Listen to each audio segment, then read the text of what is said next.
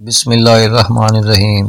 حضرت عیسیٰ علیہ السلام کا معجزہ بیان کیا جاتا ہے کہ بنی اسرائیل میں ایک شخص تھا جس کی بیوی نہایت حسین تھی، جس پر وہ اسرائیلی فریفتہ تھا۔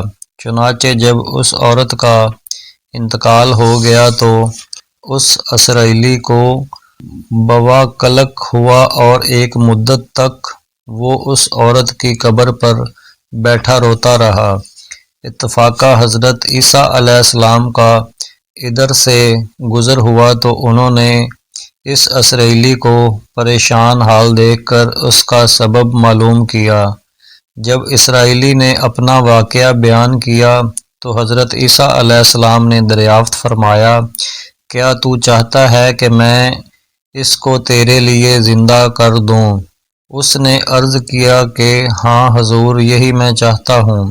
چنانچہ جب حضرت عیسیٰ علیہ السلام نے اس قبر کے مردہ کو آواز دی تو قبر سے ایک حبشی غلام، جس کے ناک میں نتنوں، آنکھوں اور جسم کے دوسرے سوراخوں سے آگ کی لپٹیں اٹھ رہی تھیں، حضرت عیسیٰ علیہ السلام کو دیکھتے ہی غلام نے کلمہ پڑھا کہ لا الہ الا اللہ عیسیٰ روح اللہ۔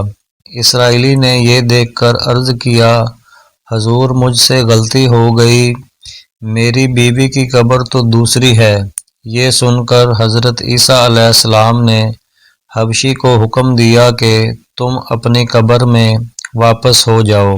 چنانچہ وہ مردہ ہو کر گر گیا اور اس کی قبر کو مٹی سے چھپا دیا گیا۔ حضرت عیسیٰ علیہ السلام نے اس دوسری قبر کی جانب توجہ فرمائی اور حکم دیا کہ اے صاحب قبر، اللہ کے حکم سے زندہ ہو جا۔ چنانچہ قبر پھٹی اور اس سے ایک عورت سر سے گرد جھاڑتی ہوئی باہر آ گئی، جس کو دیکھ کر اسرائیلی کہ یا روح اللہ، میری بیوی یہی ہے، اور حضرت عیسیٰ علیہ السلام کے حکم سے وہ اسرائیلی اپنی بیوی کو ہمراہ لے کر واپس ہونے لگا، مگر عرصہ سے جاگا ہوا تھا، اس لیے اس پر نیند کا غلبہ ہو گیا، اور اس نے بیوی سے کہا کہ تیری قبر پر گریہ زاری اور بیداری نے مجھے ہلاک کر دیا ہے، اس لیے میں چاہتا ہوں کہ کچھ دیر آرام کر لوں۔ بیوی کہنے لگی کہ ہاں، آپ آرام کر لیجئے۔ چنانچہ وہ اسرائیلی بیوی کے زانوں پر سر رکھ کر سو گیا۔ اتنے میں ایک گھوڑے پر سوار ایک شہزادے کا ادھر سے گزر ہوا، جو اپنے زمانے کا یکتا حسین تھا، جس کو دیکھ کر شہزادی از خود فریفتہ ہو گئی اور اس کا دل قابو میں نہ رہا۔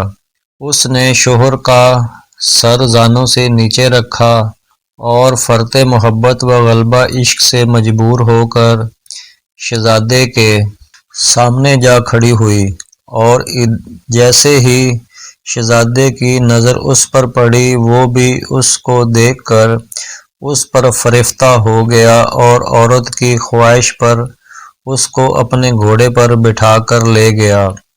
چنانچہ اس کے شوہر نے بیدار ہو کر جب اپنی بیوی کو نہ پایا تو نہایت پریشان ہوا اور اس کے ملنے کی تدبیر سوچنے لگا۔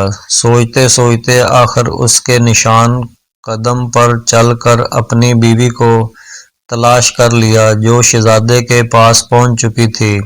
اس کو دیکھ کر اسرائیلی نے شہزادے سے عرض کیا کہ یہ میری بیوی ہے، آپ اس کو چھوڑ دیجئے۔ ابھی شہزادہ کچھ کہنے بھی نہ پایا تھا کہ اس عورت نے کہا، میں تیری بیوی نہیں بلکہ شہزادے کی لونڈی ہوں۔ یہ سن کر شہزادہ اسرائیلی سے کہنے لگا، کیا مجھ سے میری لونڈی کو لینا چاہتا ہے؟